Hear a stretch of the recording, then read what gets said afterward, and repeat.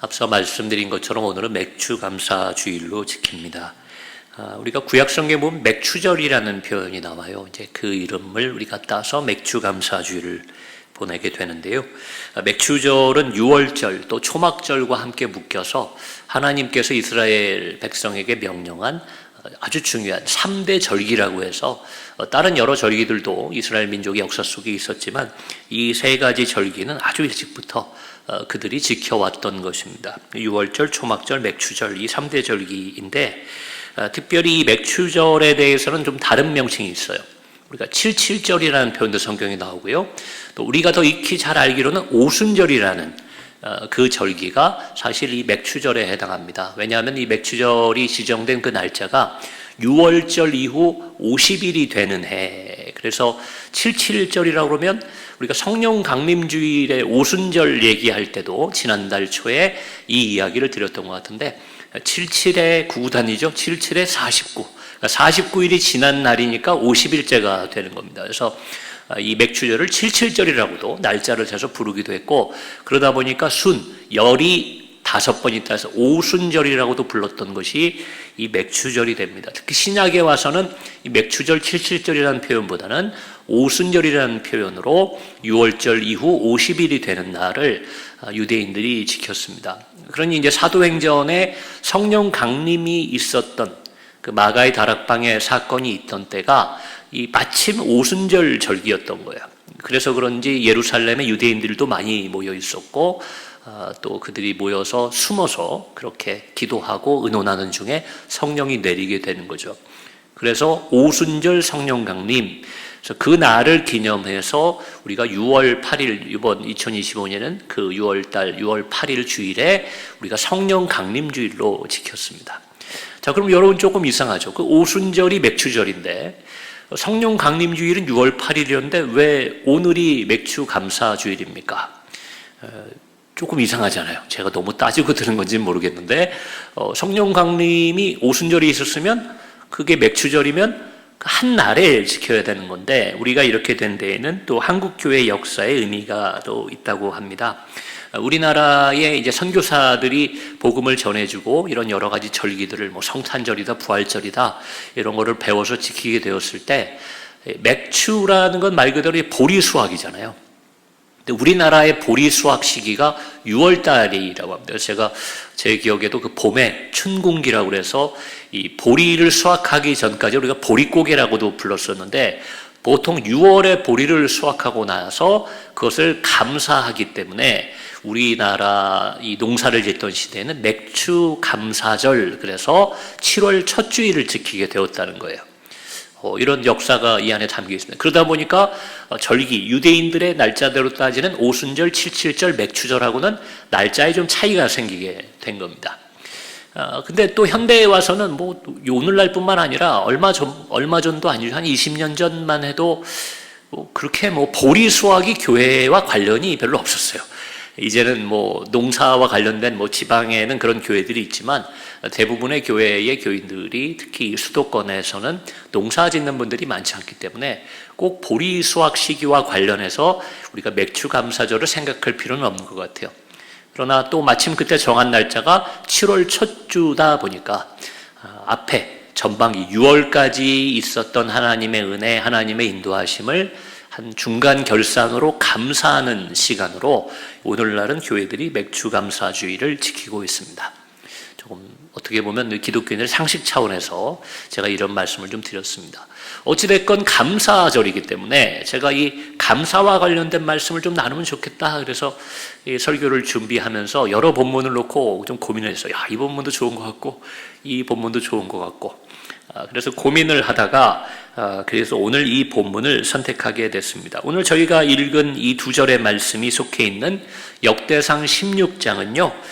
다윗 왕에 관한 이야기가 나오고 그 다윗 왕의 여러 사건 가운데 그 하나님의 언약궤, 블레셋에게 빼앗겼던 그 언약궤를 찾아오는 아주 기쁘고 감사한 그 사건이 기록되어 있는 것이 역대상 16장입니다. 여러분 뭐 이 내용을 대부분은 대충 알고 계시지만 또 이 본문을 다루는 김에 이 언약궤와 관련된 다윗 왕의 사건을 조금 요약해서 말씀드릴까 해요.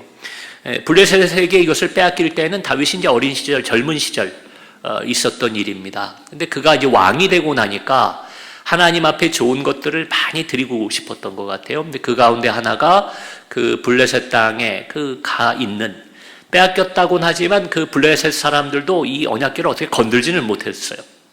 하나님의 영광과 능력이 드러나는 것이었기 때문에. 그래서 그것을 다시 예루살렘으로 가지고 오기를 원했던 것, 그것이 다윗의 비전이요, 다윗의 소망이었습니다. 그래서 오늘 저희가 16장을 읽었지만 사실은 첫 번째 시도가 있었잖아요. 그게 이 역대상에선 13장, 그리고 사무엘하 6장에 나오는 사건입니다. 다윗이 그것을 가져옵시다. 그래서 많은 국민들과 함께, 민족과 함께 그것을 가져오기 위해 준비하고, 근데 그때 그게 어디에 있었냐면 기럇 여아림이라는 지역에 이 하나님의 언약궤가 있었어요. 그것을 잘 가져오기 위해서 다윗이 무엇을 준비하게 되나 하면 소들이 끈다. 이런 말이 끌면은 말은 좀 빨리 달리니까 덜컹덜컹 할 거 아닙니까? 그래서 소를 했나 그런 생각도 좀 들어요. 소들이 천천히 안전하게 끓는 수레를 아주 잘 만들어 가지고 거기에 언약궤를 싣고 오게 됩니다. 그런데 어떤 일이 있어요. 그 언약궤가 예루살렘을 향해 잘 오는 듯 했는데 기돈의 타작마당 앞에 이렇게 이르게 되었을 때, 여러분, 말도 아니라 소들은 이런 일이 좀 없을 텐데 소들이 이렇게 들고 뛰는 일이 있었습니다.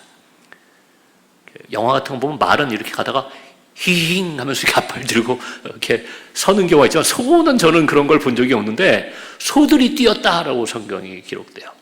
그러니 그 책임을 맡고 거기 인솔에 오던 우사라는 그 다윗의 신하가 이 하나님의 언약궤가 떨어지거나 망가지면 안 되잖아요. 그래서 그걸 손으로 붙잡았다가 하나님의 진노하심으로 죽임을 당하는 일이 있습니다. 그걸 사람들이 지켜보니까 두려운 거예요. 언약궤를 만지기도 어렵고 옮겨가는 걸 하나님 원하시지 않나? 그래서 그 근처에 가까운 또 하나님 앞에 그래도 의롭다 하는 오베데돔이라는 사람의 그 집으로 이것을 가져가게 됩니다. 오베데돔 입장에서는, 그 집안 사람들 입장에서는 좀 무서웠을 것 같아요. 그렇죠? 이게 지금 옮기는 도중에 사람이 죽는 사고가 있어서 야, 이거 안 되겠다. 너희 집에 좀 놔두자. 그래도 왕의 명령이니까 어쩔 수 없이 이것을 두게 됩니다. 근데 성경은 우리가 이런 걱정을 할까봐 그랬는지 자세히 기록해놨어요. 짧지만 뭐라고 돼 있냐면 그 언약궤가 머무는 동안 에베데돔의 집에 하나님의 축복이 많이 임했다, 이렇게 되어 있어요. 그럼 하나님이 임하신다는 것은 이렇게 두려움도 있지만 그러나 한편으로는 많은 축복이 있다는 것을 보여주는 그런 예라고 할 수 있습니다. 여러분, 그 역대상 그 13장 8절에 보면요, 이런 표현이 나와요. 다윗과 이스라엘 온 무리는 하나님 앞에서 힘을 다하여 뛰놀며 노래하며 수금과 비파와 소고와 재금과 나팔로 연주하니라. 여러분, 이게 오늘 이 16장의 앞부분에도 나옵니다. 13장에도 다윗이 이렇게 한 거예요. 많은 사람을 동원해서 하나님 앞에 찬양을 올리고 영광을 돌리고 축제를 만들고 아주 기쁘고 감사한 마음으로 하나님의 언약궤를 옮겨오는 것은 13장에서도 그렇게 했다는 거예요. 자, 그런데 그때는 실패했어요. 게다가 하나님이 벌을 내려서 다윗이 아끼는 신하를 죽이게 됩니다. 왜 그랬나? 이거 뭐 다른 목사님들 설교를 통해서 여러분 많이 들어서 알고 계시리라 믿어요. 여러분, 다윗이 열심히 준비한 건 맞습니다. 그가 감사하고 기쁨으로 언약궤를 맞이하려 했던 것도 맞아요. 그러나 가장 중요한 것이 빠졌는데, 하나님의 방식, 하나님의 규례를 다윗이 몰라서 그랬든 아니면 자기 딴에는 더 좋은 걸로 하려고 그랬는지 그것을 망치게 되었기 때문에, 어기게 되어서. 하나님의 언약궤는 반드시 누구만 만지거나 누구만 관리할 수 있냐면 레위인들만 가능했습니다. 그래서 여러분, 제사장도 레위인 중에서만 뽑던 것이 당시 유대인의 율법이에요. 오늘날 이것을 그대로 적용해서 뭐 성직자가 레위인에 해당한다, 여러분 이렇게 해석하는 것도 틀립니다. 여기서 중요한 것은 레위인이 아니냐 이런 것을 따지면 율법주의가 되는 거고요. 하나님의 뜻이 그것이었다라는 거예요. 자, 그런데 어떻게 했어요? 그리고 레위인들이 와서, 제사장들이 와서 그것을 어깨에 매게 되어 있었어요. 근데 그렇게 하지 않고 더 잘 대접한다고 수레에 실었던 겁니다. 그리고 우사는 그것을 만지면 안 되는 사람인데 만지게 되죠. 자, 이런 것을 통해 하나님 무엇을 보여주시냐면 하나님의 일을 하더라도 내 뜻대로 내 방식대로 해야 되는 거다. 저는 이 내용을 보고 예전에 말씀을 전할 때도 그런 생각을 많이 했어요. 특히 목회자인 저, 또 우리 교회는 다 리더들이시잖아요. 교회 리더들은 이것을 기억해야 됩니다.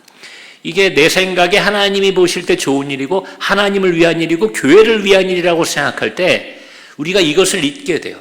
하나님 무엇을 중요시하시고 하나님이 그것을 어떻게 하기를 원하는지를 잊고 내 방식으로, 비유하면 효도한다고 부모의 마음을 생각 안 하고 내가 좋은 방식으로 효도하는 그런 자녀들이 있잖아요. 그런데 정말 효도는 뭡니까? 부모님이 무엇을 가장 기뻐하시는지, 어떻게 하기를 원하는지 그 과정과 방법까지도 부모님 마음에 합하게 하는 것이 참된 효도일 것입니다. 그래서 교회, 제가 많이 강조하는 거 있잖아요. 교회 일 하다가 다툼 생기면 저는 그 일을 안 해야 된다고 그런 거예요. 왜요? 하나님이 가장 기뻐하시고 원하시는 건 우리가 서로 사랑하는 건데, 교회 일, 이거 교회 중요한 일입니다. 교회 행사입니다 하면서 우리끼리 다툼이 생기고 미워하고 오해가 생긴다? 여러분, 그러면 여러분 이 사건이 웃사의 죽음을 떠올려야 돼요.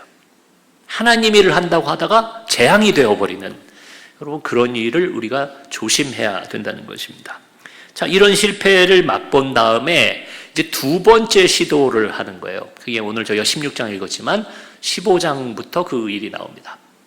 다윗이 준비를 많이 해요. 이번에는 2차 시기, 한 3개월 정도 뒤에 이 일이 있습니다. 그 사이에는 역대상에는 그 블레셋과의 전쟁이 또 기록되어 있어요. 그래서 블레셋에게 대승을 거두고 나서, 그리고는 2차 도전. 자, 다시 가져오자. 한번 사고를 당했으니까 많이 조심하는데 아마도 성직자들에 해당하는 제사장들이나 이런 규례들을 다 물어본 것 같아요, 다윗이. 레위인들을 모읍니다. 레위인들과 제사장을 중심으로 그 궤, 언약궤를 이렇게 꿰가지고 그것을 어깨에 이렇게 여러 사람이 메고 무거우니까 걸어서 오게 되는 겁니다. 번거롭죠. 힘들죠. 그러나 그것이 하나님의 규례였기 때문에 다윗은 그대로 합니다. 그리고 어디서부터 가져왔을까요? 그 오벳에돔의 집에서 그것을 이제 옮겨오게 되죠. 또 그냥 지고 오는 것이 아니라 지고 와야 될 레위인들의 몸을 깨끗이 성결하게 한 후에 그것을 지게 합니다. 그래서 그들을 위해 속죄제도 드리고 그리고 몸도 정결하게 하고 하나님 앞에 온전한 모습으로 언약궤를 가져오게 됩니다. 그게 잘 도착하는 것이 16장이에요. 그래서 16장 1절에서 6절까지는 다윗이 너무도 기쁘니까 하나님 앞에 번제와 화목제물을 드리고 그리고 잔치를 베푸는데, 거기 보면 아주 구체적으로 사람들에게 무슨 과자, 꿀로 만든 과자 이런 거를 사람마다 한 개씩 나눠줬다. 전 국민에게 과자를 나눠줬다는 거예요. 오늘로 치면 야 무슨 잔치인데 이런 걸 주나. 근데 그런 과자는 귀족이나 왕족만 먹을 수 있는 아주 특별한 간식이었다고 그래요. 근데 그것을 전 국민에게, 오늘날로 치면은 뭐 지자체 지도자나 뭐 이런 사람들이 전 국민들에게 뭐 이렇게 나눠주고 할 때 있잖아요. 지원금 같은 거 주는 것 같이. 근데 그런 거를 이제 왕이 베풀었다. 여러분 이렇게 생각하셔도 될 것 같아요. 그만큼 다윗이 볼 때는 이게 기쁜 날이라는 거예요. 아까 봤던 역대상 13장에 나왔던 것처럼 온갖 최고의 사람들을 모아서 하나님 앞에 연주하고 춤추고 뛰놀고 하면서 축제를 벌였던 것이 다윗 왕이었습니다. 자, 그러한 다윗의 감사가 이어지는 16장에 감사의 기도, 감사의 찬양으로 쭉 기록되어 있는 것이 16장이에요. 그러니 오늘 우리 맥주 감사절을 맞아서 이 감사의 내용을 나눠도 좋겠다, 제가 생각을 했던 것입니다. 다윗의 감사 내용은 무엇이었겠습니까? 오늘 본문에 보면 제가 제목에도 이제 인용을 했지만 우리 34절 그 한 절의 내용이 감사의 내용이라고 할 수 있어요. 여호와께 감사하라, 그는 선하시며 그의 인자하심이 영원함이로다. 하나님의 선하심과 인자하심이 영원하기 때문에 감사해야 된다는 거예요. 이게 다윗의 감사 제목이었습니다. 자, 그런데 제가 앞에서 좀 길게 말씀드렸잖아요. 역대상 13장을 볼 때 당시 13장 그때 당시의 다윗으로는 정말 이해할 수 없는 실패와 고난이 그에게 닥쳐온 겁니다. 첫 번째는요, 다윗이 가장 간절히 원했던 그 언약궤를 옮겨오는 게 실패했잖아요. 그리고 그가 믿고 의지하고 사랑했던 신하가 갑작스러운 죽음을 당했습니다. 개인적으로도 슬프고 큰 실패를 맛봤지만 여러분 또한 어때요? 왕이 되어서 일종의 왕으로서의 그 국민들이 볼 때 하나의 사업을 벌인 거잖아요. 아, 내가 예전에 빼앗겼던 우리의 하나님께서 우리에게 주신 언약궤를 찾아오겠다. 그래서 전 백성과 민족이 그것을 기대하고 또 많은 인원들이 축제를 벌이면서 기다리고 있는데 여러분 실패했습니다. 그럼 왕으로서 여러분 체면이 바닥에 또 요즘으로 치면 지지도가 바닥으로 떨어질 수 있는 일이 벌어지는 거예요. 다윗은 큰 실패를 맛봤습니다. 당시에 그는 이해할 수 없어요. 왜냐하면 최선을 다해 준비했다고 생각했는데 누가 봐도 신비한 일이죠. 갑자기 소가 멈추더니 뛰고 그것을 어떻게든 진정시키려던 신하가 갑작스런 하나님의 벌을 받아 죽임을 당했으니 이 원인은 하나님에 있다는 것을 다윗이 알았을 겁니다. 그러나 이유를 당시에는 몰랐어요. 왜 그렇지? 내가 이렇게 최선을 다하고 하나님을 위한 일이고 이 언약궤를 예루살렘으로 가져오는 것은 하나님 기뻐하실 일인데 왜 이렇지? 여러분, 하나님의 뜻이 무엇인지, 하나님이 원하시는 것이 무엇인지 그는 원망하거나 화를 내거나 절망하는 대신에 그것을 지난 3개월 동안에 고민했다는 거예요. 오늘날로 치면 우리 신앙적으로 표현하면 묵상했다고도 할 수 있어요. 내 고난을, 내 실패를 묵상한 겁니다. 내가 왜 그랬을까? 그리고는 여러분들 같으면은 그런 일들이 있거나 기도 제목이 있으면은 목사님들을 찾아갈 수 있잖아요. 그런 것처럼 다윗은 제사장들이나 이러한 것을 잘 아는 율법이나 규례나 그들의 전통을 잘 아는 분들에게 물었을 겁니다. 그리고는 답을 구하는 거예요. 하나님 무엇을 원하시나? 하나님 어떤 것을 기뻐하시나? 그래서 이제는 하나님의 뜻을 따라 성경의 표현대로 하면 그 규례를 따라 언약궤를 옮겨오게 됩니다. 그는 하나님께 무엇을 감사했을까요? 이렇게 표현할 수 있을 것 같아요. 다윗의 죄와 실수를 참아주신 겁니다. 하나님 앞에 죄를 지었지만 실수했지만 하나님이 참고 두 번째 기회를 주신 거예요. 그리고 또 뭐가 있습니까? 이 기회를 주신 것 외에 결국 이 언약궤가 예루살렘에 도착하는 이 다윗의 소망과 기도에 대한 응답을 주신 분이 하나님이십니다. 이걸 뭐라고 얘기했냐면 다윗은 내가 기도했더니 들어주셨다 이렇게 바라본 게 아니에요. 그 3개월 전에 실패가 있었기 때문에 그것을 하나님의 선하심과 인자하심으로 고백했던 겁니다. 그런 하나님이시니까 벌도 내리시는 거예요. 그러나 다시 기회를 주시고 결국 응답해 주신 그 하나님의 인자하심의 영원함을 다윗이 찬양하고 감사했다는 겁니다. 35절을 제가 한번 읽어드릴게요. 너희는 이르기를 우리 구원의 하나님이여 우리를 구원하여 만국 가운데서 건져내시고 모으사 우리로 주의 거룩한 이름을 감사하며 주의 영광을 드높이게 하소서 할지어다. 여러분, 그 하반부는 35절 하반부는 감사하다는 표현이에요. 하나님께 감사하고 영광을 돌리자. 그런데 그 앞에 나온 내용들이 어떤 것입니까? 구원한다. 그리고 만국이라는 것은 당시에 이방 다른 나라들 적대국이라고 해요. 다윗은 왕이 되는 과정에도 왕이 돼서도 전쟁을 많이 했던 그런 시대였기 때문에 적대국이라고 생각하셔도 돼요. 그 가운데서 건져내시고 모으셨다. 모은다는 것은 백성이 늘어나고 나라가 강성해지는 것을 의미합니다.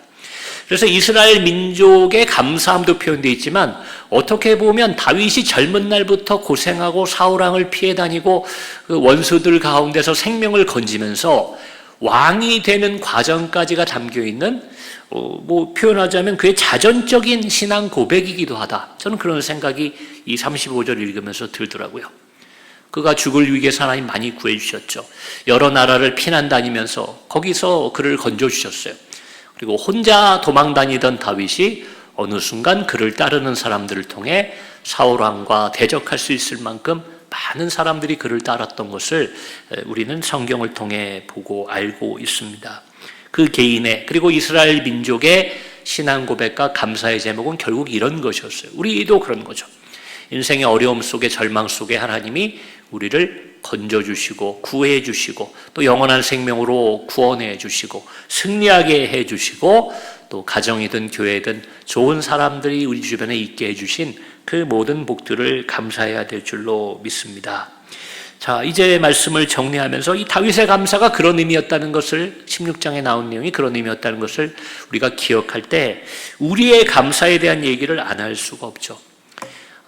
앞에 광고 시간에 이야기 드린 것처럼 오늘날 한국 개신교의 맥주감사주일은 전반기, 상반기에 하나님의 은혜를 감사하고 기억하는 시간이라고 말씀을 드렸습니다. 여러분, 누가 봐도 감사할 일에 대해서는 우리가 당연히 감사하죠. 하나님 교회 다니는 사람들이 좋은 일이 있다, 내 자녀가 잘 됐다, 문제가 해결됐다, 병이 나았다. 여러분, 그러면 감사하지 않을 사람이 어디 있겠습니까? 자, 그러나 한번 우리의 전반기를 돌아볼 때 이 다윗의 경험처럼 우리도 실패를 경험한 시간들이 아마도 대부분의 경우에 있을 겁니다. 2025년 첫 주일을 하나님 앞에 은혜를 구하고 축복을 구하며 시작했지만 반년 정도 지나서 6개월이 지나 돌아보니 우리에게도 실패가 있어요. 다윗왕처럼 이해할 수 없는 고난도 우리가 당했는지 모르겠습니다. 여러분, 실패 자체는요 결코 감사한 일이 아니죠. 실패했는데 왜 감사합니까? 누가 나에게 해를 끼쳤는데 뭐가 고맙겠어요? 그거 자체는 감사할 일이 아니지만 실패를 통해 다윗처럼 배우고 고치고 깨닫게 되면 여러분 다시 기회가 주어진다는 것을 기억하시기 바랍니다. 그렇기 때문에 실패의 순간에도 우리는 감사할 수 있어야 돼요. 데살로니가전서 5장 18절에 보면 물론 그 앞에 16절, 17절에도 여러분 다 연결되는 내용이지만 특별히 18절은 이렇게 되어 있습니다. 범사에 감사하라. 이것이 그리스도 예수 안에서 너희를 향하신 하나님의 뜻이니라. 여러분, 범사라는 말이 나와요. 앞에 보면 항상 기도하라, 항상 기뻐하라, 범사에 감사하라. 근데 감사에 대해서는 범사, 모든 일이란 뜻이죠. 한자로 범사라는 말은 모든 일이란 뜻입니다. 모든 일에 감사하라. 다윗으로 적용하면요, 여러분 16장에서는 당연히 지금 감사하죠. 언약궤가 예루살렘에 들어왔고 온 국민이 다 함께 기뻐하는 일입니다. 13장에 우사가 죽고 그가 계획하고 꿈꿨던 일이 실패로 돌아갔을 때 여러분 그 일에 감사할 수 있는 사람이 있겠습니까? 어떻게 감사할 수 있어요? 저도 고민한 거예요. 범사에 감사하라 그랬는데 그 일에 대해서 아무 일 없을 때 그냥 감사합니다 할 수는 있어요. 근데 실패와 고난이 있을 때 우리가 어떻게 감사할 수 있겠냐는 겁니다. 여러분, 그게 우리 다윗의 경험을 통해 보면 우리의 죄와 실수에도 오래 참으시는 하나님, 또 두 번째의 기회를 주시는 하나님, 그런 하나님의 선하심과 인자하심으로 인해서 고난 중에도 실패 중에도 우리가 그것을 믿고 감사할 수 있어야 된다는 의미예요. 말로는 여러분 이해가 되지만 와닿지 않죠. 딱 맞는 건 아니고 하나님에 비할 바는 아니지만 여러분, 사랑하는 가족과 혹은 사랑하는 친구들이 있다는 게 여러분 인생에 얼마나 감사한 일인지 경험해 보신 분은 아실 겁니다. 실패하고 내가 사람들에게 버림받는 그 외로울 때 여러분, 그때 정말 진정한 가족은 나를 지지해주고 내 편을 들어주고 위로해주고 격려해줘요.